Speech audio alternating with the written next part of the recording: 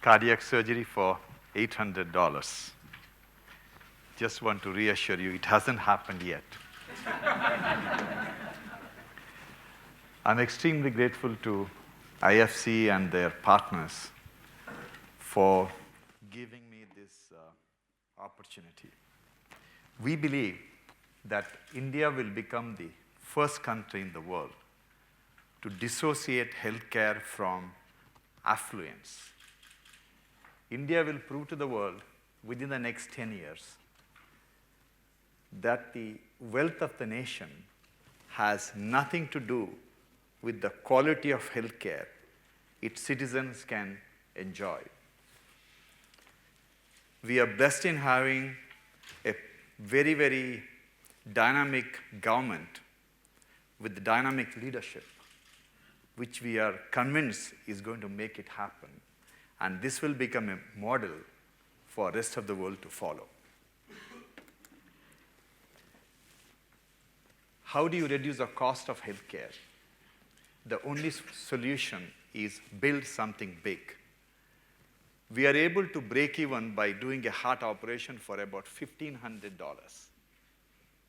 from the point of admission to point of discharge. And this is not a regular heart operation. We are talking about complex heart surgeries and replacing the aorta or a bypass or a newborn baby's heart surgery. It's predominantly because we built a large health city called, in Bangalore called Narayana Health City. You can see this picture. And it has 3,000 beds. The front building is a place where I work, which has the infrastructure to do 60 major heart surgeries a day. We do between 25 to 35 heart surgeries every day. And we work 6 days a week. And we work for 12 to 14 hours a day. We have hospitals in 29 locations, and 12% of the heart surgery done in India is done by our group. When you have large number, amazing things happen. Why we are bullish about the healthcare? We believe that economy of 20th century was driven by machines which address the human toil. But economy of 21st century will be driven by health sector. You look at the size of the healthcare industry, it's a $7 trillion industry. It is twice bigger than oil and natural gas, automobile, energy. After spending $7 trillion, it is serving the needs of only 20% of the world's population. 80% of the world's population are still bystanders. In that kind of a scenario, even if you decide today that at least 50% of the world's population should have access to healthcare, simply we don't have the money. We don't have $14 trillion. The only way the rest of the world can have healthcare, we have to reduce the cost. We have to change everything what we do in delivering healthcare. Now, is it possible? It is possible. It is possible because health sector is not limited by any finite component like steel or petrol or any of the natural resources. We are only limited by the skilled manpower, and people are replenishable. The greatest advantage of health sector is its capacity to create jobs. In our country, our government gives phenomenal support to IT industry. They don't pay taxes, they get land free of cost. For $250,000 turnover in IT industry, they just create 5 to 7 jobs for engineers. But $250,000 turnover in healthcare industry, we need 250 people. IT industry hires intelligent engineers. We hire nurses and technicians and ward boys and girls who are semi-skilled or unskilled people. This is how God created the society. He created very small percentage of intelligent people, large number of unskilled and semi-skilled people. And health sector is the ideal industry for creating equality in the society, because the greatest disruption of the future is going to be caused by unemployed youth. We have to create jobs. Which industry can create jobs? Every industry has been cutting down on jobs. In the last 7 years, in the United States, only job was created by health sector. United Kingdom, the National Health Service of UK is the 4th or 5th largest employer in the world for a small country. So this is the power of employment generation. When we talk about healthcare industry, we are not talking about a healthy nation.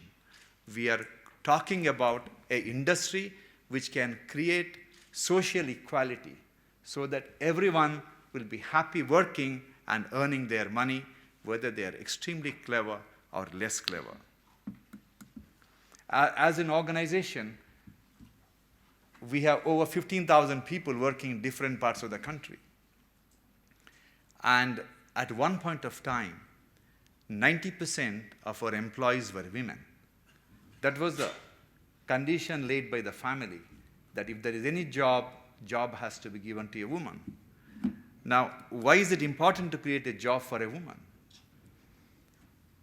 In our country, it's extremely hard for an uneducated girl to get a job. Supposing there is a job of cleaning the floor or a security or an ambulance driver. We train them and make them do the job, these young girls from villages.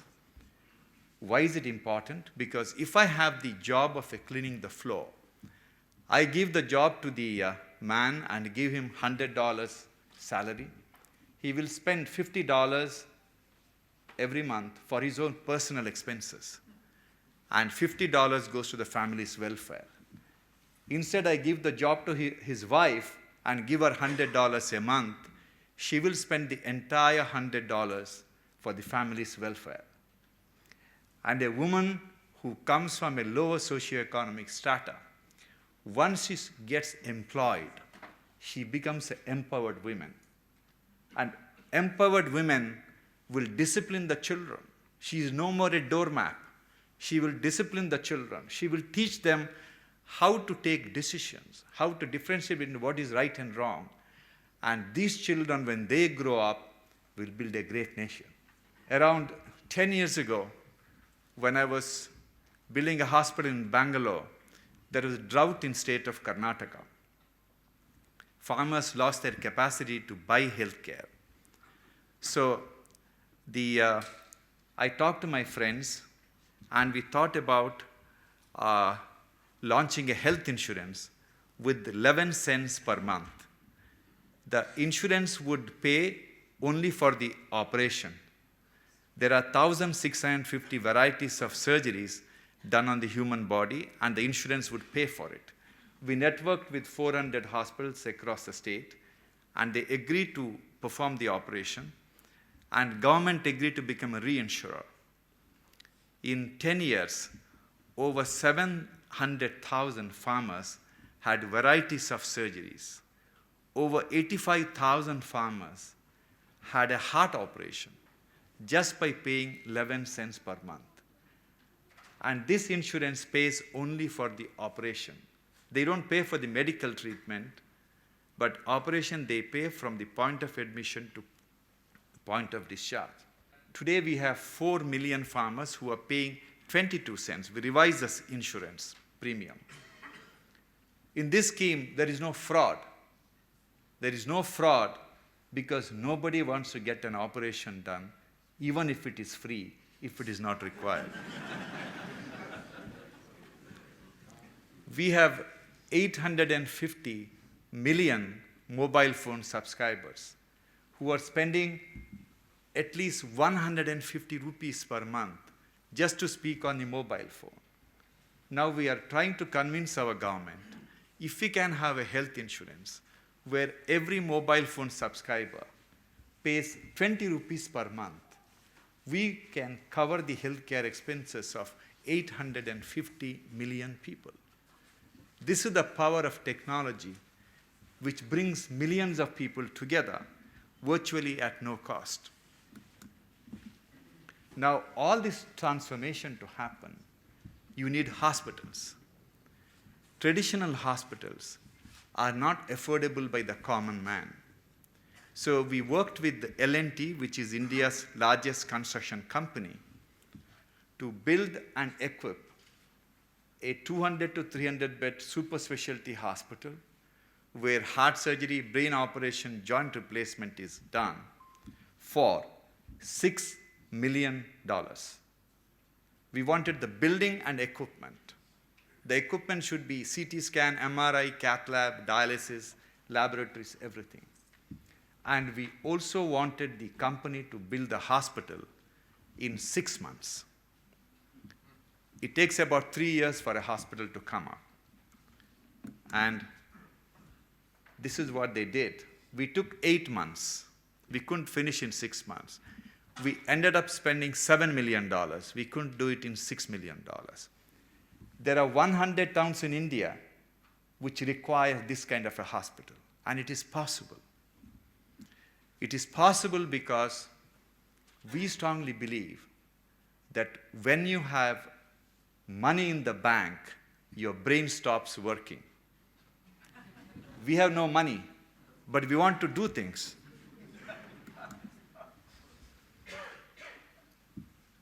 We always feel that the future is an extension of the past.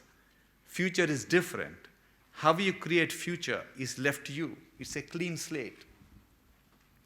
Patients across the world, when they get admitted to the hospital, traditionally in India or in US, family members are not allowed to touch the patient. Traditionally, a patient in India, when a man gets admitted for a heart operation, his wife stays with him, but she is not allowed to touch the husband. And 4 days later, he's ready to go home after the major heart surgery. We call his wife, give her one plastic bag with all the medicines, and tell her that now it is your responsibility to take care of your husband at home. She's lost. She doesn't know what to do with him. Instead, we worked with the Stanford University. My son is a graduate from Stanford, so his friends used to come to us for programs. So we gave them a project called Care Companion. They created curriculum with audio videos to train a spouse in 4 hours how to give physiotherapy to a post-op heart patient, what's the importance of giving medicines on time, how to do the wound dressing. And we launched this program 2 years ago. And there was a dramatic outcome. The readmission rate virtually dropped by over 50%. The patient was happy because his wife was taking care of him. And there was continuity of the care at home because this lady had a BP apparatus. She could check her husband's blood pressure. She started checking the blood pressure of the entire neighborhood, and everyone's blood pressure, whoever had a high pressure, blood sugar, everything got diagnosed. And how much it costed us? It costed us nothing. And fortunately, this program was chosen by the British Parliamentary Commission that it is one of the best patient empowerment tools. And a program which started with nothing and had a big impact. Now there are a few hospitals in the US and Europe trying to implement this scheme. Across the world, the incidence of bed sore following heart operation is 8% to 40%. We asked ourselves, patient didn't come to our hospital with the bed sore. We gave them the bed sore. If it is inevitable, everyone should have a bed sore. Why only few patients have it? So we gave the job to the nurse in charge. Every Thursday we have a mortality morbidity meeting. We told the matron that every Thursday you should come and stand in front of all the surgeons about why patient developed a bed sore and where the mistake was. Nobody wants to own a mistake. So nurses took it on themselves. They started analyzing the steps which was causing bed sore. In 3 months, they changed the entire process. And believe me, in the last 2.5 years, we virtually had no bed sore. And we do the largest number of heart surgery in the world. How it happened from 8% to 40%, 0%, because you allow the people who are the frontline caregivers to do what is required to achieve your end result. And then you reward them for whatever they have done. And this program of theirs is accepted by the American Nursing Association. It was published in their journal as a protocol which should be followed all over the world to prevent bedsore. Around 4 years ago, we decided to change over to disposable gowns and drapes. All over the world, in developed countries, you can't use a linen drape during heart operation because it's hard to wash linen.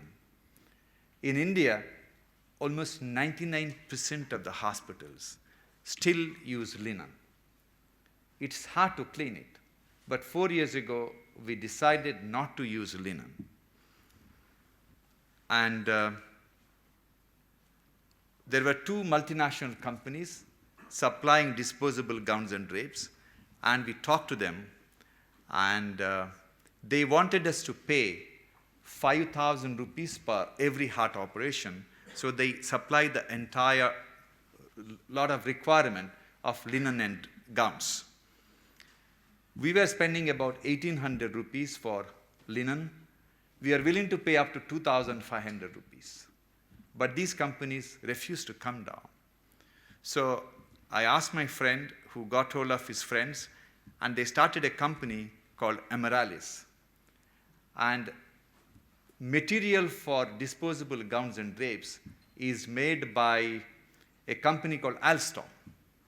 It doesn't matter which company in our part of the world makes it, you have to procure material from them.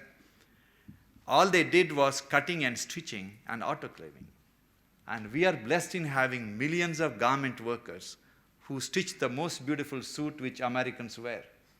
So this is a lot less complicated. So they started cutting and stitching, and we reduced the cost to 900 rupees, which is half of what we are spending on linen.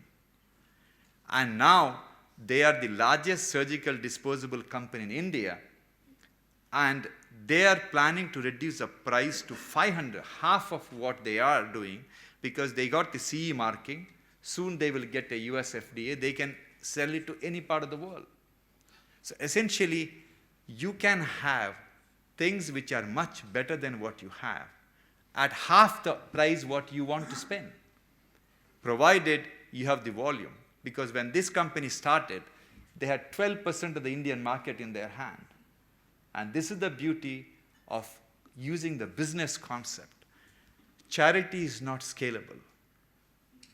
Good business principles are scalable.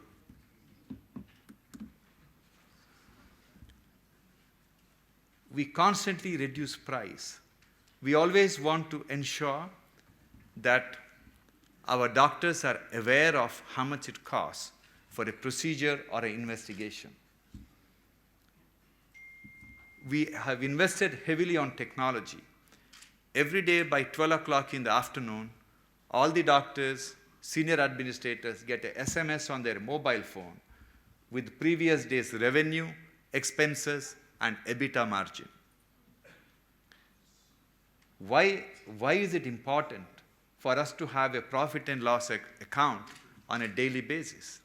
It's important because for us, looking at the P&L account at the end of the month is like reading a postmortem report. Patient is dead. There's nothing you can do about it. Whereas getting the P&L account on a daily basis is a diagnostic tool.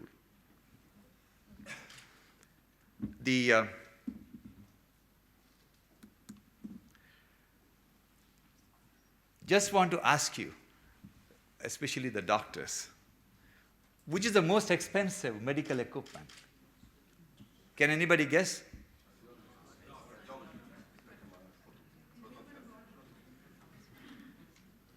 The most expensive medical equipment.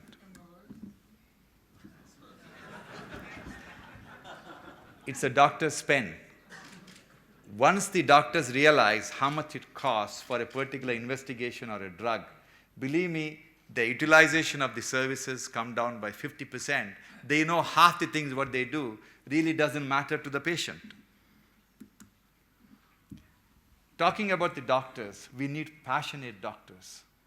But unfortunately, as every country becomes prosperous, medical profession becomes less attractive. As every family becomes wealthy, medical profession no longer becomes an attractive profession.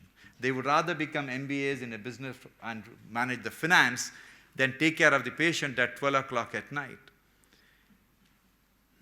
Outstanding, it's very interesting, outstanding doctors across the world who changed the way healthcare is delivered generally came from deprived background. Because these are the kids who have the fire in the belly to slog for 24 hours a day and change the rule of the game, and they have magic in their finger. But these children today are not in a position to join medical college. They simply can't dream because in our country, we are an agro-based economy. Our people grow something, they sell it, and they make money. Agriculture in my country is still dependent on the rain. When there is no rain, there is no crop, there is no money. When there is too much of rain, then there is again no crop, no money. And when there is adequate rain, then there is bumper crop and there is no money. So agriculture is one industry where irrespective of what happens, you're going to lose. So these parents are struggling to feed their children. And there is no question, normally when a kid is 13-year-old, the aspiration to become a doctor happens. And when they tell the parent that we want to become a doctor, they would say to them, I'm finding it hard to feed you. How can I ever make you a doctor? So we took upon ourselves around 6 years ago that we wanted 2,000 children from villages of West Bengal to join medical college every year. So we launched a program. All we needed was 13-year-old kids should commit to us. They will become doctors. And we gave them a scholarship of $10 a month. And our doctors mentor them. It's why it's important to give the money, because if we don't give the money to the children during harvest season, parents drag them out of the school and make them work in the field. The moment they get the scholarship, the child becomes an earning member. Then they leave him alone. So by doing this, our intention is to get these children from poor families to join the medical school. Now it has become a much larger program, and large number of South Indian states have adopted this program.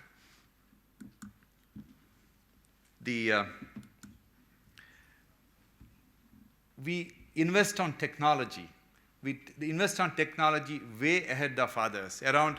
These are the three young men smiling. They have a blue bag on their shoulders. Can anybody guess what the blue bag contains? The blue bag contains their artificial heart. They were waiting for heart transplant in our hospital. We couldn't get the donor heart, and we implanted a left ventricle assist device made by a company from Australia. And the last young man, he was virtually bedridden. We implanted a LVAD on him, and it's more than 7 years. He subsequently got married, and he produced his own children, stating that LVAD is working fine. Essentially, the largest number of implant on the human body is not going to be the stent or a joint. It is going to be the artificial heart. Within the next 10 to 15, 20 years, you will notice that more than half the world's population, when they die, they will still have a heart which is working. Before they are cremated or buried or burnt, you may have to switch off their heart. Because everyone who undergoes stent and valves and whatever procedure, in the end, today, large number of people die due to cancer and various other diseases. All of them will be controlled to some extent. All of them will become chronic disease. But in the end, everybody will die due to engine failure. And this is what will happen. So we have started investing on it from a long time. What's the next big thing in healthcare? The next big thing in healthcare is not going to be a magic pill or a fastest scanner or a new operation. It is going to be using information technology which will reduce the mortality in a hospital by 50%. It will reduce our cost by 25%. And information technology will ensure that healthcare will reach everyone on this planet. Why information technology is important? Because hospitals are not safer for the patients. The first cover page of Kennedy, Jacqueline Kennedy on the front page was published 50 years ago, and the lead article was, "Our hospitals are killing us." And recently, the Forbes had a similar cover page. American hospitals are supposed to be the most safest hospitals on the planet. If 200 patients get admitted to an American hospital and spend just one night, one of them will die due to medical error. It is not medical negligence, it is medical error.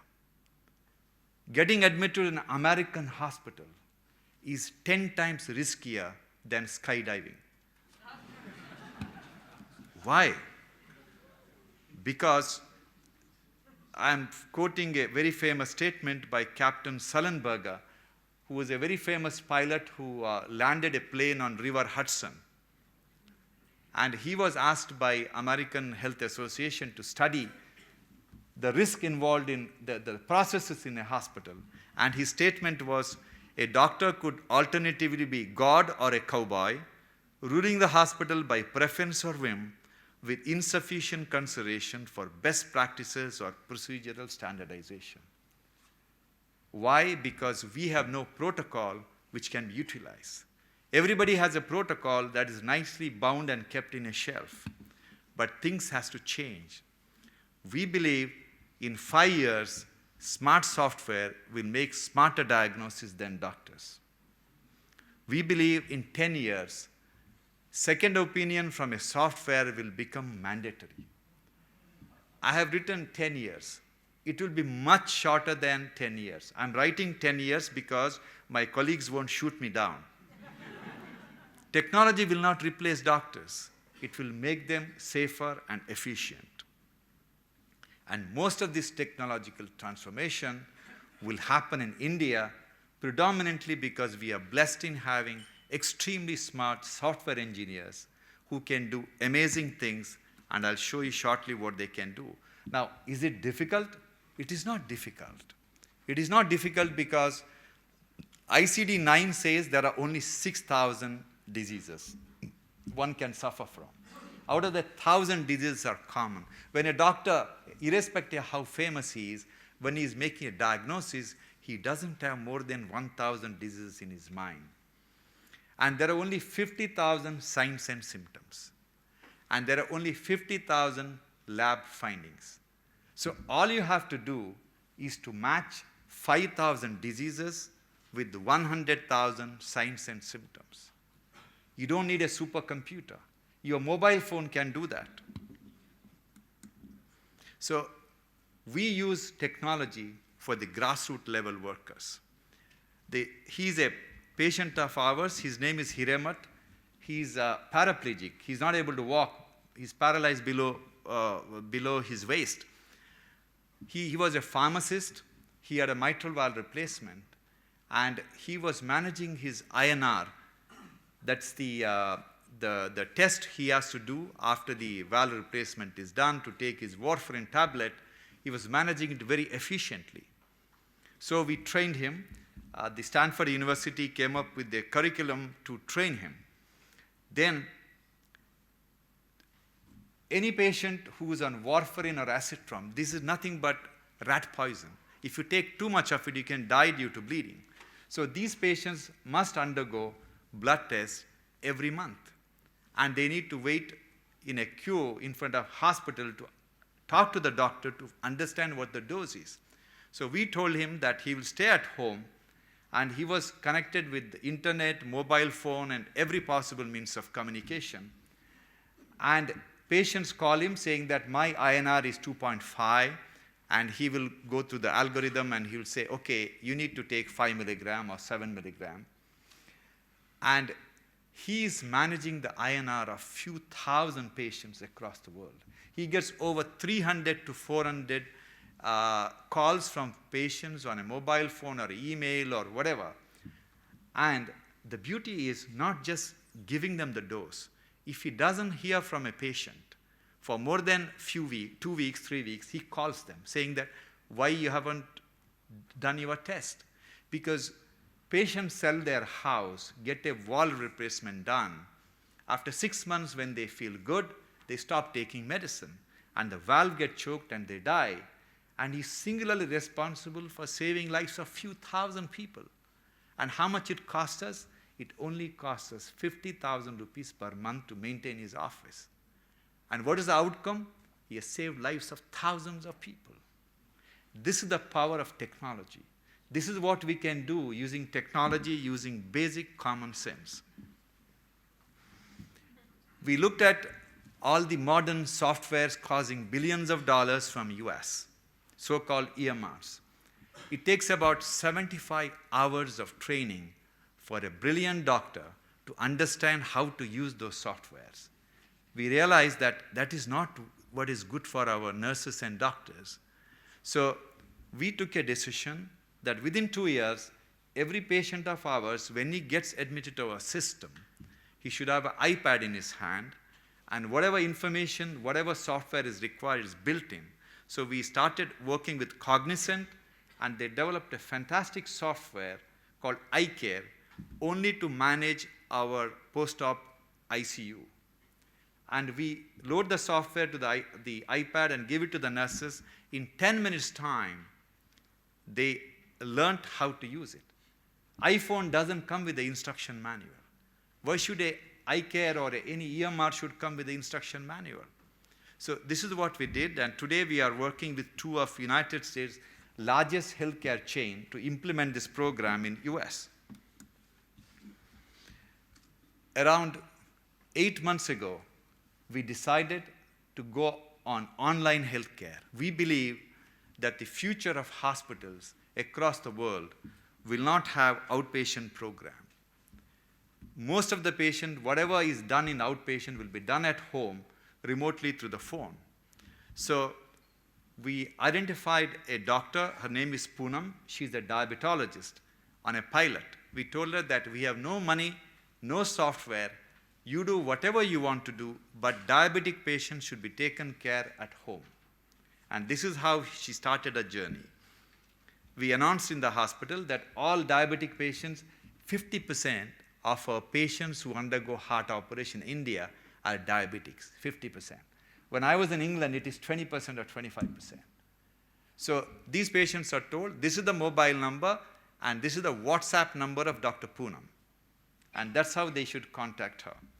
And the first patient from Maharashtra, the son called, and as son was talking about his mother's diabetes status, Poonam was writing the story in a piece of paper.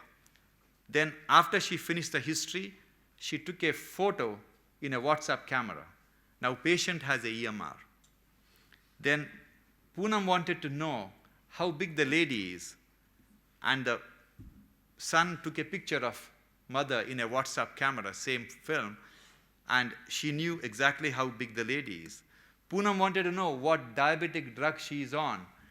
Uneducated people can't read what the medicine is about. So the son put all the medicines on a table and took a picture. Now Poonam could read clearly what medicine she is on. But the beauty is not about talking to him, understanding how big she is, what medicine she is taking. The beauty is Poonam is at home, taking care of a little child, and she starts working from 6 o'clock in the morning till 10 o'clock at night. In India, 65% of the medical students are ladies. And when they have small children, they don't want to work in the hospital. They're out of the system. Using the modern technology, you can get thousands of these doctors from home to take care of diabetes, hypertension, heart problem, dermatology problems. Why should a patient come to the hospital? And this is what is going to be the future. All we need is the right kind of tool, and like Poonam, like doctors, can take care of diabetic patients or a dermatology patient in Africa, India, or any part of the world. There will be major shift in the way hospitals are built. Today, when you talk about a hospital with 100 beds, 75% of the beds are ward and room beds. Only 10% of the beds are critical care beds.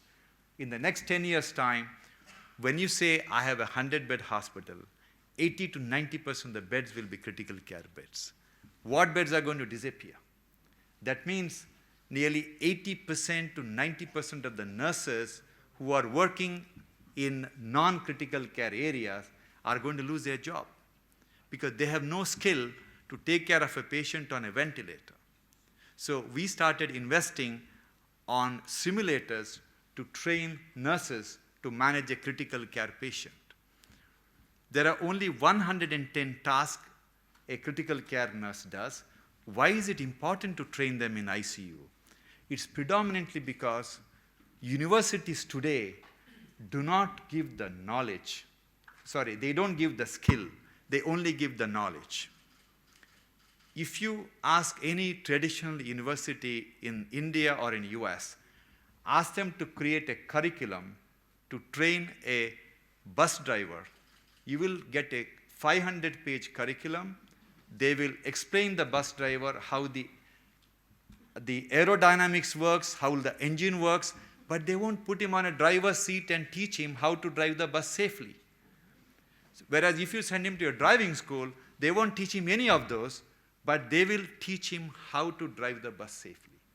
And that is what is lacking in our medical education. So we thought we will get into the area of training them with simulators. The majority of our patients, when they undergo operation, when they go home, they lose touch with the hospital. Because when they call us, we are too busy to answer. So we started using technology. We created an app with the voice messaging where they can, by just 2 touches, they can contact us. It's a 1-minute voice message which doesn't require any intelligence. They don't need to read. Do you know 1 minute of voice message, if you have to text, do you know how long it takes? Can anybody guess? It takes 22 minutes. So this is the power of mobile phone, where you can reach the doctor anytime on a voice message, and the doctor can reply you whenever he's free. Talking about the technology, how much desperate doctors are today for a proper technology to make their life comfortable is every surgeon has to maintain a logbook of all the operations he has done. And we looked at all the logbooks available in the world, and one of our residents, who was in second year, spent few thousand rupees and created a surgeon's logbook. And in less than 3 months, without any marketing, it has become the largest downloaded surgical logbook in the world. It is available freely in the internet. When you operate on a patient today in Birmingham, if the patient goes to Guy's Hospital in London, there is no way these doctors can look at the medical records. So we are in the process of creating a EMR which is available on the phone. Wherever patient goes, he will have the technology with him, gives all the details about what was done and his EMR. And how much it costs, it comes free. Just want to reassure you that whatever I'm talking about, there is some kind of you can trust us, because we have been the case study at the Harvard Business School for the last 7 years, and we were on the cover page of Wall Street Journal, just to reassure you that you can trust me. If the world has to change, if the healthcare has to change, America has to change.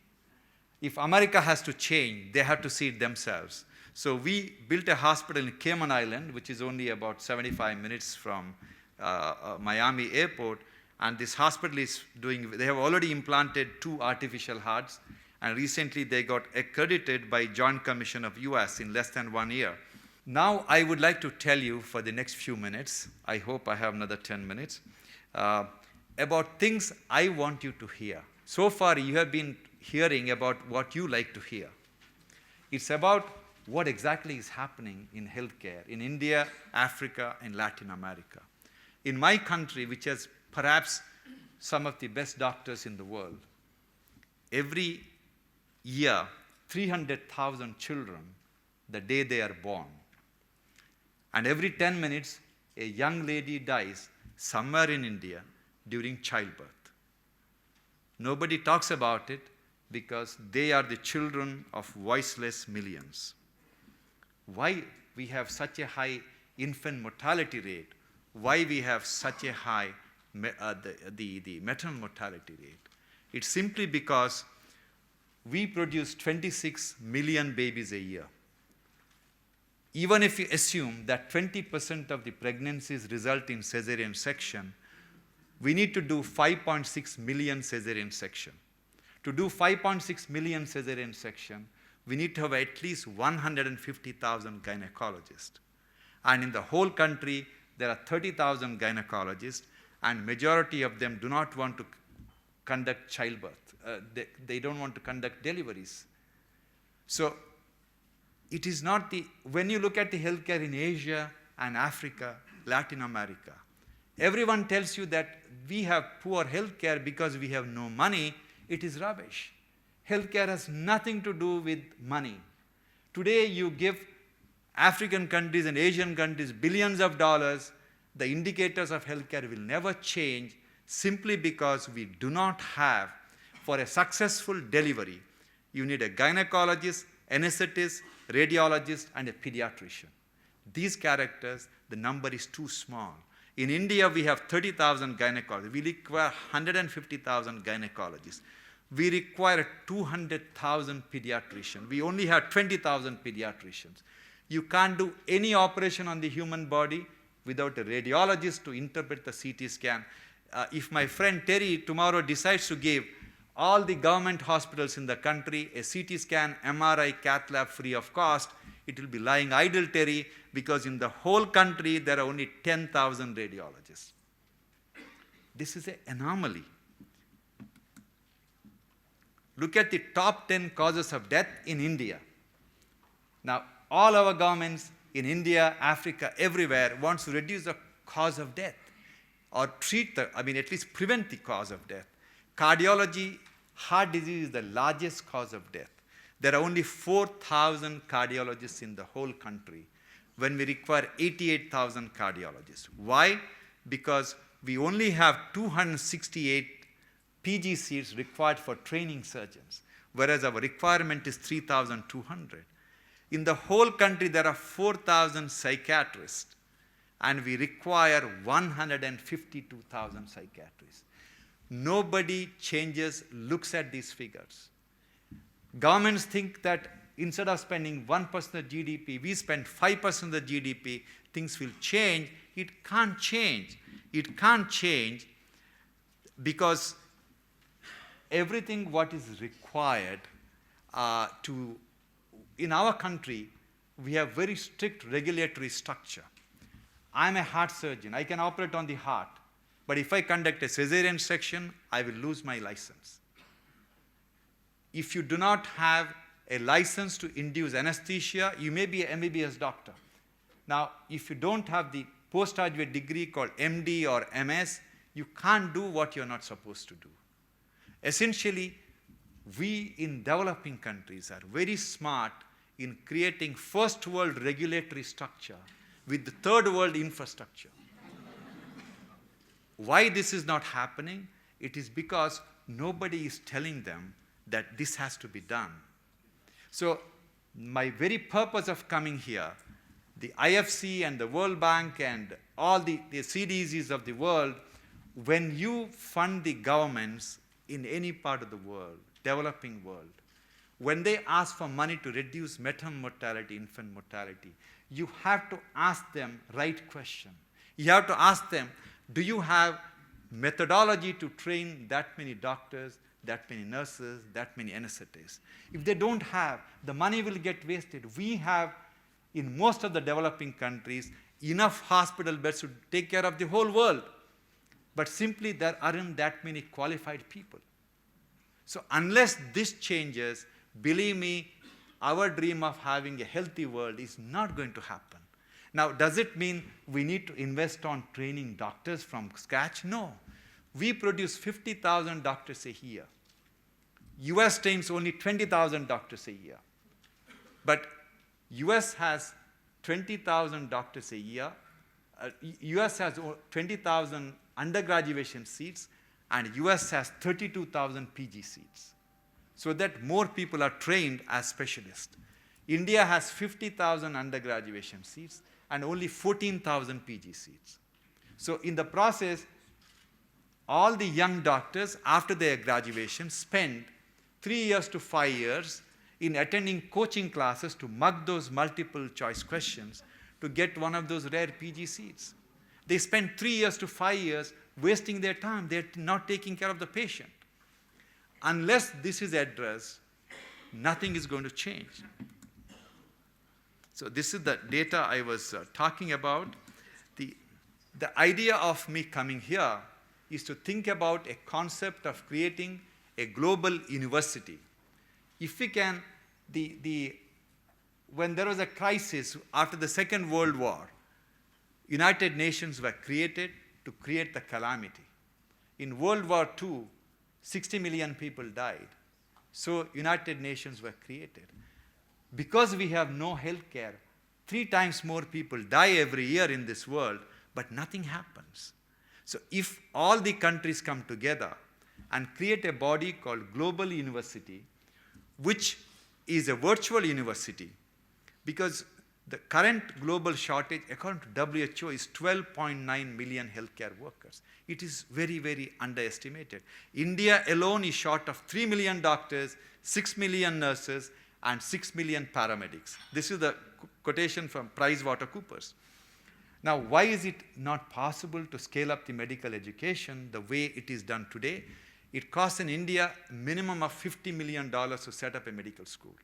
If you spend $50 million to set up a medical school, there is no way you can reduce the cost of medical education. In US, when a doctor comes out, he's already broke by $200,000 to $300,000, and it takes him 10 years to earn money to repay. How do you reduce his salary? So if we can create a virtual university for Asia, Africa, and Latin America, I'm not talking about the US, I'm not talking about Europe. They can take care of themselves. I'm talking about the real world, that's us.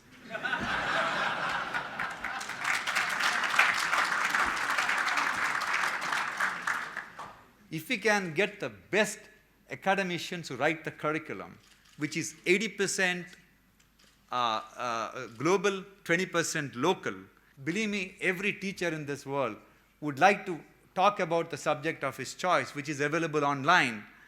And Global University can conduct entrance exam like GMAT. GMAT is conducted in 150 countries. So we can have entrance exam. The brightest kids in the world can be encouraged to join these medical schools. And any hospital with 200 beds can take 30 to 50 students.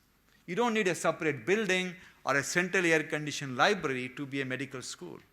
All you need is children with the passion, because medical education is nothing but passion with the capacity and the dedication to be with the patient at 12 o'clock at night. And that's all what is required. And the advantage of this training program is that with this university, they can go to any of the developing countries and practice. There are countries in Asia where thousands of children are born with the heart problem. And there are only 2 surgeons who can operate on those babies. When we offer to go to those countries and operate on the babies, they'll expect us to appear for an entrance exam. And they expect us to learn their local language. At this stage of mine, if I am asked to learn a new language to practice in some other country, I wouldn't be interested. So in the end, who suffers? In the end, patients suffer. But Who makes these policies? It is the medical professional bodies. Medical professional bodies are the best example for the violation of conflict of interest. They are the bodies who decide how many people should be trained, and they're not accountable. Just want to give you the data of US Bureau of Labor Statistics. Out of the 20 fastest growing occupations in the US, 4 years ago, 15 are in healthcare. And none of those training programs exist in most of the developing countries. Why? Because in all these developing countries, it is the doctors who control the medical universities. And they do not want to give the right to touch a patient to anyone other than another doctor. So healthcare is revolving around the doctors, and others cannot participate. In the end, what has happened? In most countries, admission to nursing colleges are coming down. In India, admission to nursing colleges are coming down by 50%. Half the nursing colleges are closing down. After 5 years, believe me, there will not be nurses in India. Why? Because in India, there is no career progression. In all the developing countries, there is no career progression for nurses. In US, 67% of the anesthesia is given by nurse anesthetists. They're not doctors. Whereas a nurse in any of the developing countries is not allowed to even give an injectable drug without the presence of a doctor, even if she has worked in the ICU for 20 years. So girls are smart. They look at the career progression. Unless they have a good career progression, we are not going to have nurses. Healthcare is not about doctors only. Behind every doctor, there are 4 nurses, 4 paramedics. And if you don't empower them, if you don't make it very interesting, believe me, they're not going to take it up. I just want to end my talk showing a beautiful picture. This is a beautiful picture.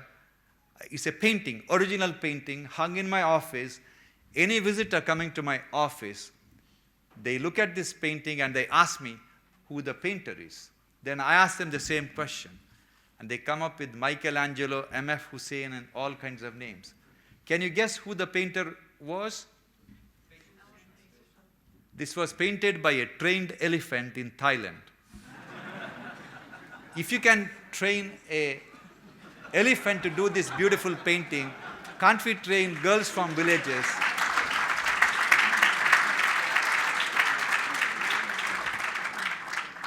This is the beauty of transforming healthcare. And I come from a country which can do amazing things, predominantly because we are blessed with maverick and outstanding young people who look at the world differently. I just want to end my talk with a very interesting statement. Why I am so bullish about my country is because a few years ago, my wife was walking in front of a shopping mall, and she saw a beggar sleeping on the pavement, and he was begging with his hands stretched, and his face was covered.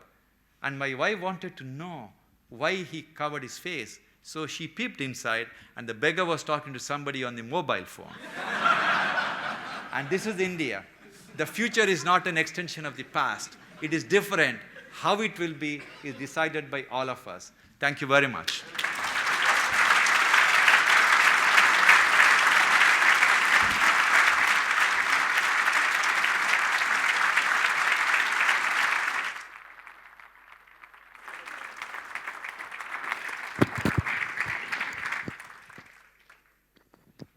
Wow. Wow. Thank you very much. This is what I mean by disruptive thinking. This is what I mean by disruptive thinking. If my boss, Tim Evans, allow me, because you mentioned the World Bank, 2 weeks ago at the World Bank, we gave Nigeria a loan of $500,000, the biggest ever given to an African country. Can't you clap for us?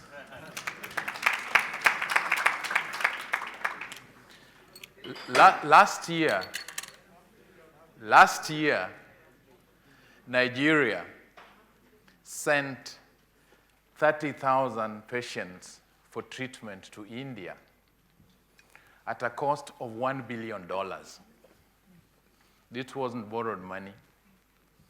60% of that money was government money sending government employees to India. So if Nigeria can pay $1 billion in India for 30,000 people, why is it borrowing $500 million? These are the things that we have to start asking ourselves, that we can do things differently. I'll allow one question from that side, one from here, and one from here, 4 questions only to Professor Shetty. Starting, so I'll pick one, please don't shoot me. Starting in this area. Okay, since there's 2 from here, you and you, please. Just say who you are. Please go to the mic quickly. Anybody from this area? No questions here. Yes, please go to the mic. Anybody from the other side? There's a mic over there. There's one over here. So that's 3. Anybody from that side? Okay, please go close to the mic. So 4 questions to Professor Shetty. Thank you very much. Thank you. Can you hear me? Yes, yes.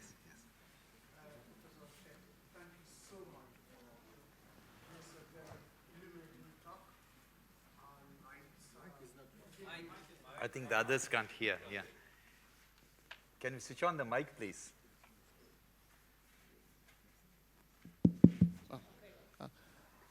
Okay, Professor, just to say thank you very much for this very illuminating and inspiring talk. My name is Oluobaro. I'm a radiologist, Nigerian, but based in the UK, but relocated to Nigeria to set up a stroke unit because we don't have anything to address that kind of issue at all in the country. And listening to you, it's so encouraging to find somebody like you with the power of innovation, the drive to change things, and like the MC said, to disrupt the system, as it were. Now, you have a big advantage in India, as we alluded to. The IT industry is quite vibrant. We do not have that kind of opportunity in Africa. What plans do you have to help us move forward? Because we are dealing with practical issues here. And I've personally lived in England for the past 35 years, but I've said to myself, enough is enough. I've given my best to this part of the world. I want to do something back home before I quit this stage. But in this exercise, I've seen so many problems that I can tackle. I cannot get the government to listen to, but time is running out. The population is exploding. How can we work with you? Thank you very much. But remember, with an artificial heart, they'll have to switch it off before you die. Go on. Amazing talk. Congratulations. Thank you so much for letting us see what's going to happen later. I've seen Uber make the London cab drivers obsolete, but I hadn't thought it through that doctors might suffer the same fate and have the... I run an organization that fights fake medicines. If you have any similar disruptive thought on how we can deal with fake medicines, please let us know. Sure. Thank you. Thank you. And please just say who you are so that we have a sense. I'm Guy Vilax. The organization that fights fake medicines is called RX360. Thank you. Thanks. Hi, hello. I'm Max Hotoff from Healthcare Business International. Why have you done this in the as a for-profit? What's the difference between, could you have done this in the public sector or in a not-for-profit environment? And how do you see that growing and changing over the next decade? Thank you. And then the last question. Good morning. Josh Ruxon, Africa chemist in beauty care. I've got a small confession to begin with. This is my second conference in 2 weeks. I was out at the Gates Foundation Annual Partners Conference last week. So I feel as though it's open conference season, and I really wish Dr. Shetty had been there to shed some light, because one of the most extraordinary comments I think you made was that charity is not scalable. And yet we've got to acknowledge that the biggest forces in global health today and the biggest sources of income to ministries of health, as well as to other public organizations, civil organizations in developing countries, tends to be not-for-profit. And yet they have not gotten your message yet. So what can we do to help get the message out from you to them? Thank you. Great. So those are 4 questions, sir. Sure. Yeah. First of all, our entity is not a charitable, it's a business. We have investors. We have JP Morgan, AIG, CDC as investors. And we run business, and there is return on investment. But we made it very clear to our investors to understand from the very beginning, to understand the difference between the need and the greed. That's when we go wrong. Charity definitely is not scalable. Good business principles are scalable. And also, more than answering my colleagues who asked the questions about how we can help, if we want to see better healthcare for the future, US and Europe should help all the developing countries like ours to improve our healthcare. Why they should do it? Not as a charity. Because this is the only way they will be able to reduce the cost of healthcare in their country. What is the difference? How does, if the heart surgery cost goes down or a cancer tablet price goes down in Africa, how is it going to have an impact in the US? Just want to ask you a question.